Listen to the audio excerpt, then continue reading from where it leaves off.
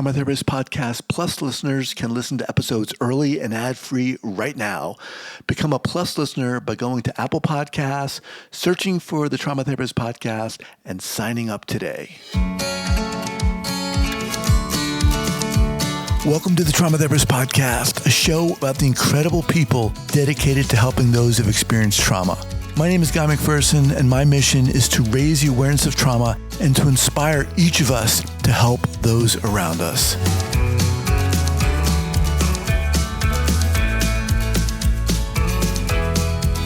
All right, so 5, 4, 3, 2, and 1. All right, folks, welcome back to the podcast. I'm very excited to have as my guest today, Katie May. Katie, welcome. Thank you. Happy to be here. Awesome. So Katie is the owner and executive director of Creative Healing. She's a national speaker and trainer specializing in therapy for teens experiencing depression, self-harm, and suicidal thoughts.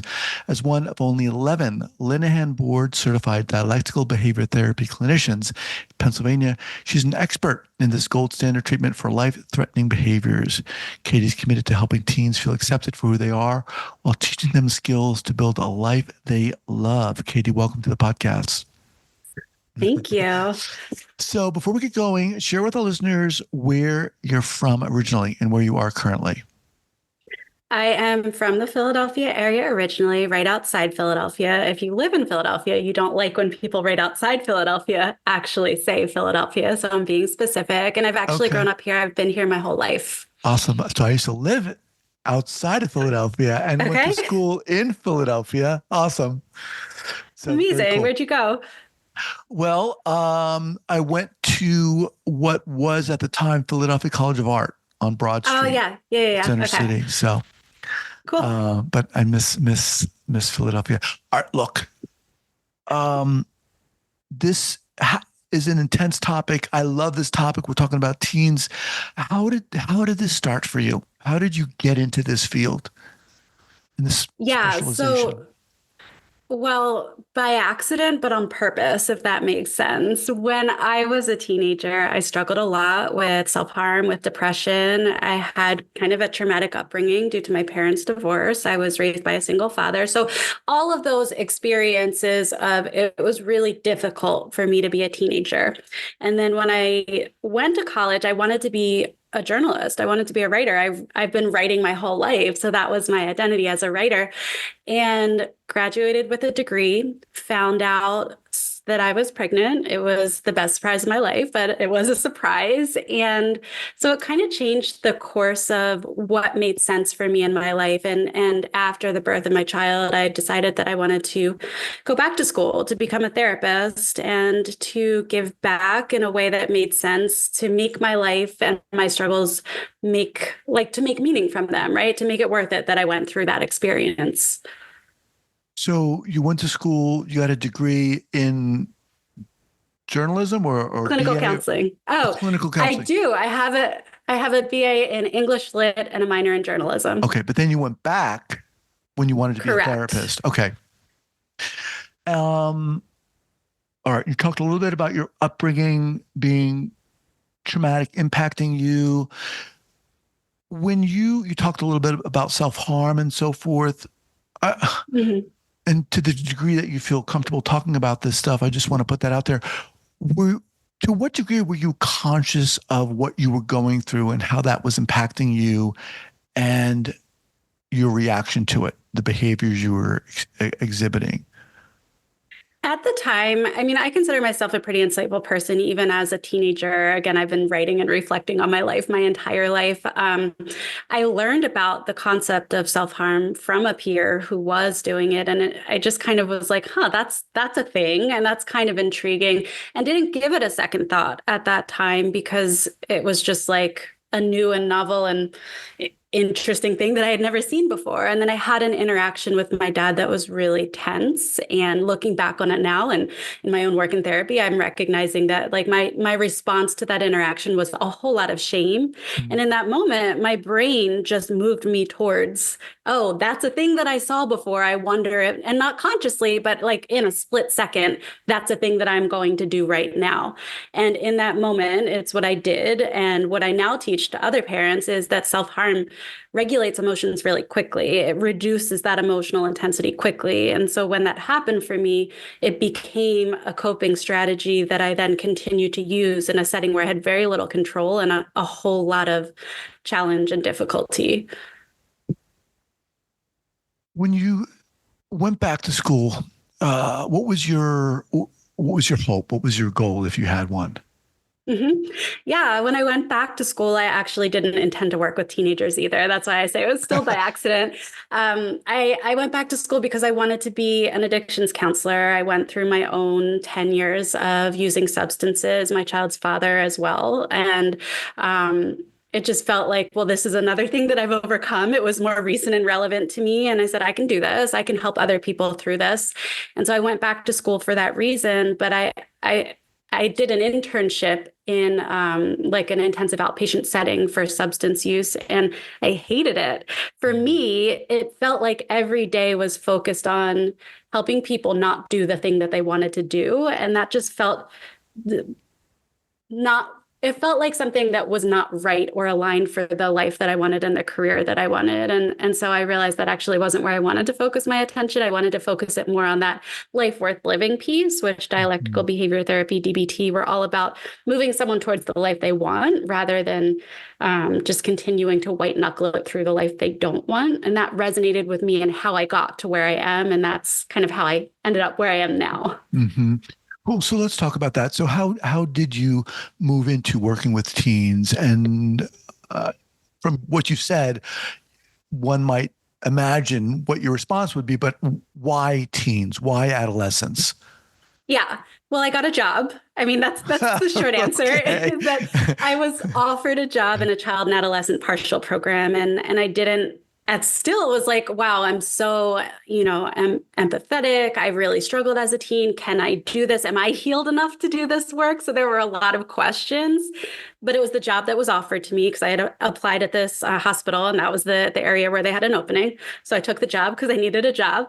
And what I realized was that I really connect well with that teen population. I think I'm probably in some arrested development myself, where I'm good at connecting with teens. I'm good at helping move them through their struggles, and so it just kind of fell together naturally from that point. When you say you're good with connecting with teens, what does that mean? Say more about that. Why? How? Well, I think that teenagers can sniff out BS? disingenuousness, BS, like a mile away, 10 Yeah. miles away. And I've always been radically genuine with my clients. I am who I am. I'm not a blank slate. I don't make it about me, but I'm also not a blank slate. I'm honest. I answer questions, and I treat them as equal individuals in the conversation. And I think that resonates with them.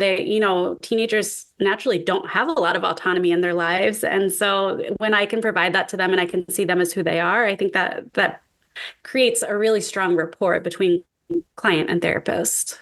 Was that something you had to learn, or did it just come naturally for you? Like, is that That how piece came naturally. it Yeah, did? that's just like, I don't know how to not be myself, even in a work setting. And so that's just how that happened.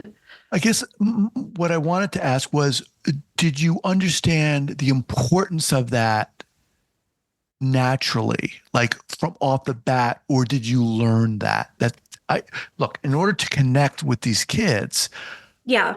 it's important for me or it's important just to be who you are. I think it was probably innate, but also then a learned insight over time. Like, this is who I am and this is what I'm doing. But then along the way, recognizing that that was a piece of why it was working. Right, right.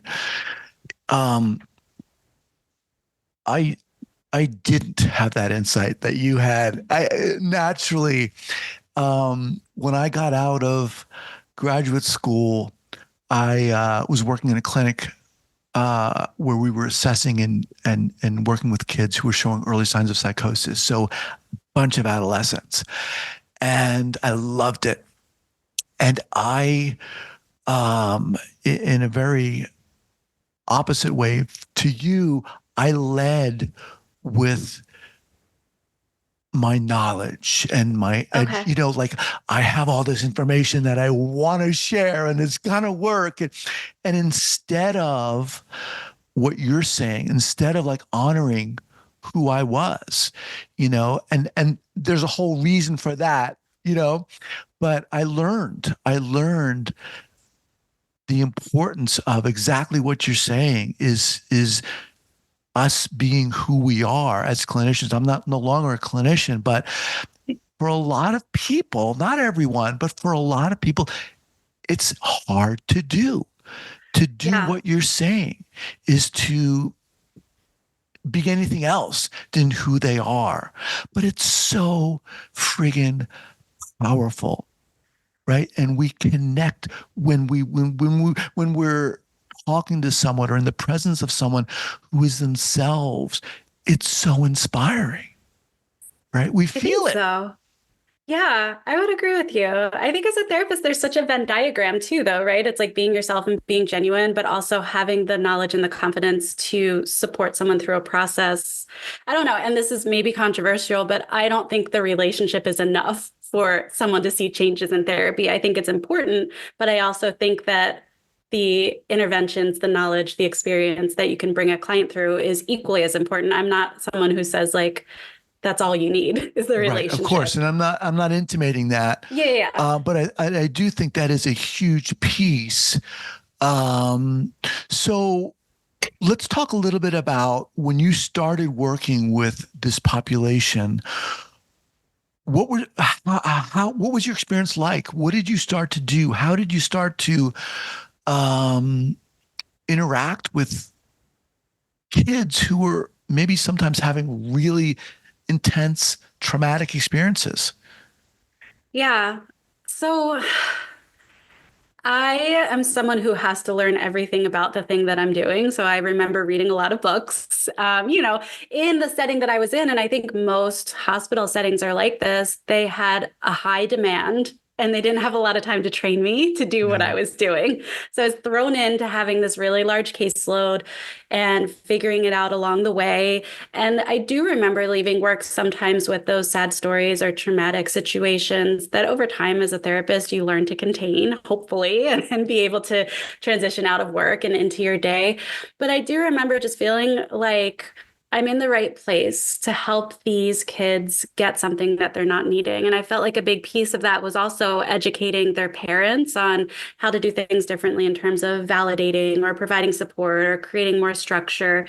And so being able to do that work with the child and also to work with the parent helped me feel like I was able to provide validation, give these clients something they maybe weren't getting somewhere else, but also restructure that home environment so that after 7 to 10 days in a partial hospital program, they weren't just going back into a Hmm. home that was exactly the same. So, and seeing that revolving door of hospitalizations that I did see all the time. So you're talking about a partial hospitalization where people who are going into that obviously are experiencing what? Often suicidal ideation Suicidal or ideation, school avoidance, sometimes psychosis. We would see some OCD, really a little bit of everything, which was an excellent first job experience for me, but yeah, we were seeing it all. yeah. In terms of working with the parents, what was talk about that? What was your approach? How was that for you, et cetera? Yeah. It was interesting and it was scary. I think, yeah, my approach was always joining with them and helping them to learn some new skills. The idea that you're doing the best you can and you can do better, and you and your child want and deserve this, so you can have a stronger connection and a better life together. And that wasn't always received well. There Mhm. were reactive parents, wounded parents, parents who wanted to drop their kid off and not be a part of the process. But I would say for the most part, it was really welcome. And this is something that I've learned over time as a clinician. When I worked at the hospital program, I was 28, 29, 30. I had a young child at that time, but I felt really insecure in terms of my ability to give advice to other parents Mhm. and felt like they didn't want that, or that I was going to trigger shame, or that I was overstepping. But what I've learned over time, both as a therapist and as a parent who has had a child in therapy, is like when you are in that place, for the most part, you feel helpless and hopeless and you want someone to direct you and to make it better. And that's why you're there. And so that was the majority of what I noticed, is that people were really grateful that they were learning something to make it different, because nobody wants their kid to be hospitalized. Right. One of the things I'll never forget is part of our job at the time was taking these referral calls from parents and teachers and other therapists to see if their kid was right for this program, right? So we'd go through this list of questions, medications, behavior in school and so forth. But 99% of these kids had experienced some kind of trauma. Yeah. So at the end of this call, you'd have this sheet of these, like, oftentimes really intense behaviors. And then a few days later, the kid would walk into the office. And I'll never forget this, just being blown away by this sheet of paper with these crazy behaviors. And this normal looking kid. And you're like, holy crap, that's the kid who's going through all this. And it really made me think about just how the humanness, I think, of this process, and how so many of us don't know what each other is experiencing. And for kids, especially, it can be really hard. What do you feel a lot of therapists who maybe don't work with kids or don't have this experience, what do they not get or understand, or maybe even need to know about working with this population? Oh, so many things. The first thing that always comes up for me is that they're not tiny adults. They're in their own developmental stage. And so it's different than being a child, and it's different than being an adult. And then Okay, so hold on there. Oh, go on. What does that mean then? Yeah, so developmentally, they are in a stage where they're gravitating more towards their peers. They're figuring out who they are. It's natural for them to test limits and to push back. And so when therapists that mostly treat adults try and work with clients that are adolescents like they work with adults, it's not going to be as effective. And when therapists treat them like children and use the same interventions as they might use with an 8-year-old, it's not going to be effective. And mostly I think that comes back to this idea of them feeling seen for who they are. They don't want to be a child anymore.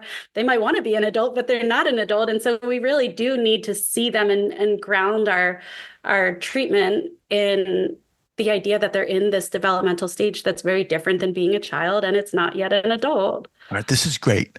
Can you give us an example of what this might look like? How someone walks in, a kid walks in, teen, adolescent walks into your office. Let's get specific about an interaction you might put forth that would appreciate their developmental stage. Okay.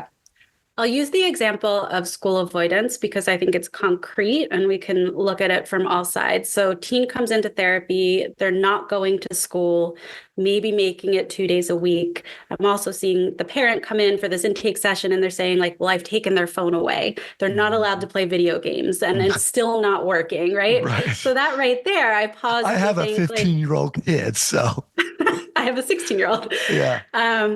And so that right there, that's one place where I pause to say, of course, that's not working. We don't even understand why they're not going to school. So it's not like when they're, 8 and you can say no video games for the rest of the day because you hate your sibling. Like it's different. Not that I would have done that back then, but just as an example, like that kind of response is not honoring that this teen is more complex than that there's an underlying reason for this behavior. And so joining with the teen wouldn't be starting with that problem. It would be understanding, seems like you're really struggling right now. Like something, I'd probably drop an F-bomb somewhere in that conversation just as a way to like sprinkle in that we're on the same page or something like that. Really join them in their moment of like, this is really hard for you. Like, tell me what's going on. So if we're starting with the parent's problem, which is my teen's not going to school, we're already invalidating the teen's experience because we're then trying to solve a problem that's not their actual problem. Right. Okay. So, as is often the case with a lot of parents, me myself, oftentimes being reactive to the behavior, and right, and not taking those steps to look at why the hell is this happening in the first place? Okay. Exactly. Yeah. Okay. Love that. All right. So continue. Okay. So then as we're assessing, and I'm very big on assessment, I don't like to jump in with solving problems before I fully understand them. I'm looking at both sides. In my work, I call this the transactional model, meaning what your child does influences how you respond, but how you respond influences how they respond. And oftentimes this is how we get to levels of escalation that are crisis prone. And so as I'm understanding, well, let's look at what a typical day looks like for you, teenager. You wake up, you're already having that pit in your stomach, you're feeling really down. Maybe there's an image in your head of sitting alone in the lunchroom because nobody's talking to you right now. But on the other side of that, parent is nagging them to get out of bed, ripping the covers off of them, spraying them in the face with a squirt bottle or whatever, other strategies they think are going to be effective, yelling at them, shaming them, or also, not because I don't want to villainize parents, really stressed out because they're about to lose their job because they haven't been able to be on time for weeks because their kid is struggling. So their behaviors also come from a place of their own struggle. And so, that's one of these important pieces in looking at working with teenagers is you have to you have to look at both sides of the transaction. You have to see how the parent is responding to them, but also a lot of times understanding why the parent's responding to them like that, because teens don't heal in a vacuum. They're not being raised in a vacuum. They can't make changes in a vacuum. And that's why I think the work with teenagers is so complex. And that's why I think a lot of people don't want to do it. I see mostly is because they say, well, I don't want to work with the parents, right? But you can't effectively, for many things, I'm not going to say all the time, work with a teenager in these kinds of struggles, self-harm, school avoidance, really high risk or acute situations without also involving the parents and getting them to change their own behaviors. Yeah, I think you're doing an excellent job of articulating how complex and layered it is. It's not just enough just to work with the kid who's in front of you. It's this whole system, which can be obviously is very challenging. Let me just remind everyone, I'm speaking with Katie May. She is the executive director of Creative Healing. Let's just take a step to the side here, and I want to ask you about the genesis of Creative Healing. How did that come about? Why did you decide to start that? Yeah, so going back to the partial hospital program, I had gotten licensed. I knew that my goal was eventually to be in my own private practice. I'm not great at having a boss. And so moving into my own business made sense. And what I found, because part of my job there was to make referrals to outside services, a lot of the teens that were in that program would say, I wish there was a group like at the hospital, but that I could go to after school. And so I heard that consistently and decided, well, that's how I'm going to start my practice. I'm going to start a teen group and I'm going to help teens stay connected and not have to be in the hospital to get that level of validation and connection. And that's what I did. I started with 1 day a week, which then went to 2 days a week, 3 days a week, 4 days a week. I had 7 groups and a full caseload when I finally made the decision to leave the hospital. And that was awesome for like 2 years until I got to the point where I had so many referrals, I didn't know what to do with them all and didn't have the time or space for them. But I also didn't want to send them to the general practitioner down the street because the work I was doing and the training I had in DBT was really important to me that other teenagers get that quality of care.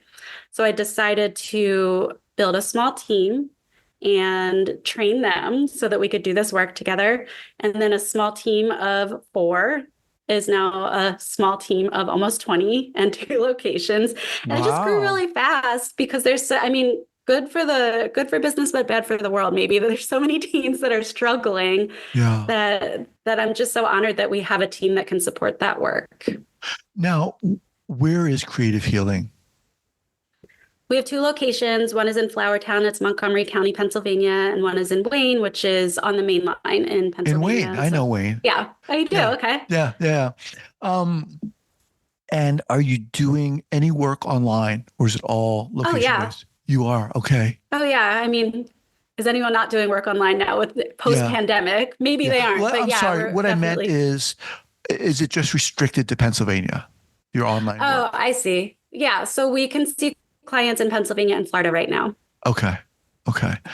Um, really cool. So I want to, sorry, jumping around. I want to go back to uh, the question I asked about what therapists maybe don't know or need to know in terms of working with kids. And you talked about kind of the complexity and so forth. What are some other things? Mhm. I think I hit on some of it when I was saying that you need to be able to work with the parent. And so I think that having the skills to address parent concerns or even the confidence to say, you know what, I think this is coming from your own childhood or your own stuff and you need your own therapy. So really feeling comfortable and confident addressing the parent side of things.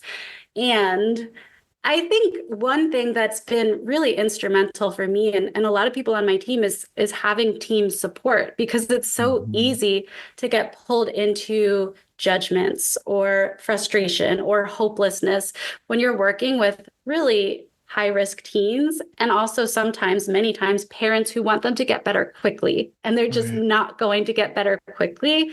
And so it's tricky to not get polarized somewhere in there.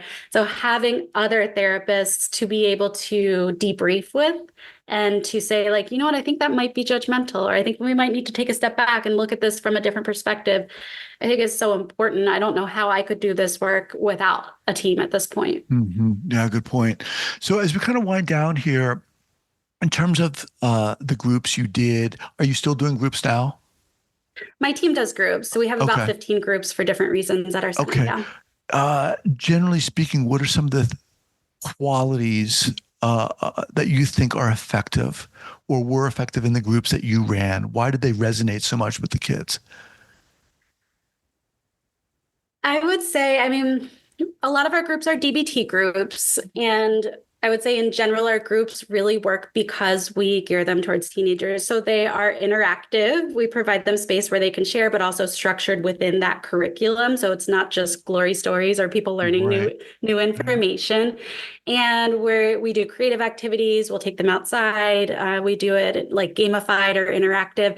And it's so they're learning skills, but they're learning them through interaction, through activity, through situations that are relevant to them. And I think that that makes all the difference. It's not just reading from a book or using a whiteboard to teach a skill. We're teaching it through the lens of how they'd prefer to learn, or they get excited to come to group and tell parents they had a good time at group, which is a cool thing to hear considering they're learning how to regulate their emotions in that process. Hmm.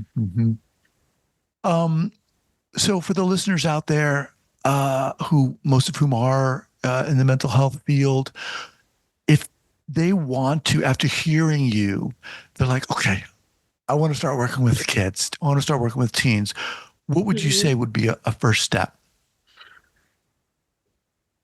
I would say if you want to start working with kids or you want to start working with teens, two things that helped me a lot. I trained as a play therapist, and I don't think that everybody needs to do that, but I think understanding the language of children if you're going to work with children is really important. So if you're working with 10 and under, definitely check out some play therapy trainings.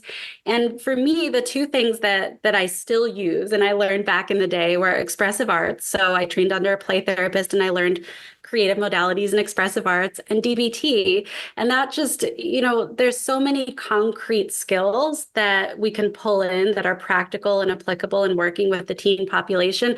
They're not gonna, I'm gonna generalize now, but for the most part, they're not gonna do psychodynamic work. They're not gonna do Hmm. depth work because they haven't had enough of a life to do that deep work, but also Hmm. most of them don't want to. And I think Hmm. if you go into working with teenagers thinking you're going to have every perfect 16-year-old insight oriented teenager who wants to be in therapy, you're going to be disappointed. I have to Right. do that in my interview process with new therapists. That's everyone's perfect client, but that's not the majority of clients that Hmm. we see. So learning how to teach skills, learning some kind of motivational interviewing or some kind of increasing motivation strategy for clients that may not fully be self-motivated to be in treatment, and managing your expectations are really important.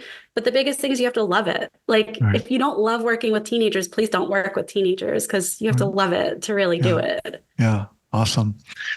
Uh, Katie, love talking to you. You're so inspiring, and obviously, you love the work you're doing. Love to have you I do. back at a later time. It's Awesome to talk to you. What's the best way for people to learn more about what you're doing and get in touch with you? A couple ways, if you're in the Philadelphia area, creativehealingphilly.com is my practice website. And any interest in the kind of work that I do with parents and teens, youronfireitsfine.com is where you can find information about my book and membership and things like that. Youronfire.com. You're on fire, it's fine. Youronfireitsfine.com. Okay, we'll have that linked up here at the show notes page at the traumatherapistpodcast.com. Katie, awesome. Thank you so much. Thank you. All right, we'll be in touch. Take care.